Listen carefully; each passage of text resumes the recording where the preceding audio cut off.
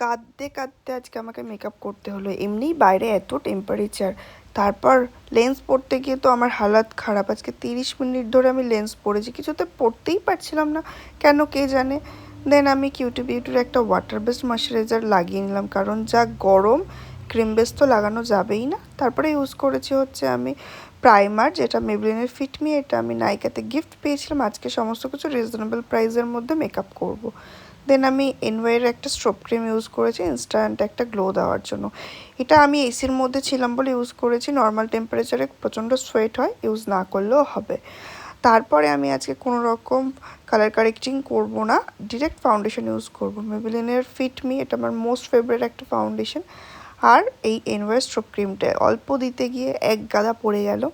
যাই হোক, ওটাকে ভালো করে ঠিক করে নিয়ে আমি ব্লেন্ড করে নিলাম ব্লেন্ডার দিয়ে। তারপরে একটুখানি লিপস্টিক দিয়ে ব্লাশ অন লাগিয়ে আমার মন ভরলো না, তারপর লিপস্টিক প্যালেট থেকে আর একটুখানি ক্রিম ব্লাশ করে নিলাম আমি। কারণ নিজের জীবনে হাসি না থাকলেও ব্লাশ দেওয়ার সময় তোমার হাসতেই পারবে। তারপর আমি একটুখানি ক্রিম কন্ট্রোল করে নিলাম, কারণ এই মোটা মুখটাকে তো একটুখানি কমা লাগতে হবে না, যেটা ছিল মাই মেকআপ স্টোরির একটা, তো তাই জন্য আমি একটু ক্রিম। তারপরে আমার ফেসেস কানাডার কম্প্যাক্ট দিয়ে ভালো করে আমি ফেসটাকে সেট করে নিলাম।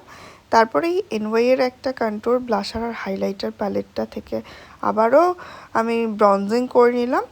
আর ওটা করতে করতে আমার ওই হাইলাইটারের পার্টটা পড়ে গেছিলো নিচে, যাই হোক তুলে নিয়ে আবার ওটার থেকে ব্লাশ অন আরেকটু ভরে ভরে লাগিয়ে নিয়ে হাইলাইটারও লাগিয়ে নিলাম। তো এটা আমরা ডে মেকআপ হিসাবেও করতে পারি, প্রোডাক্টগুলো আরেকটু কম কম ইউজ করতে হবে। তারপরে চলে গেলাম আমি আমার আইব্রোটা করতে।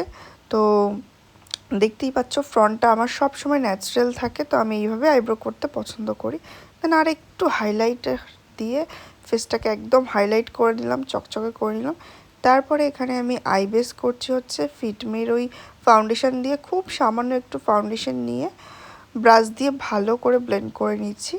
আর আজকে একটা ইয়েলো আর অরেঞ্জ আর গ্রিন দিয়েই একটা আই মেকআপ করবো।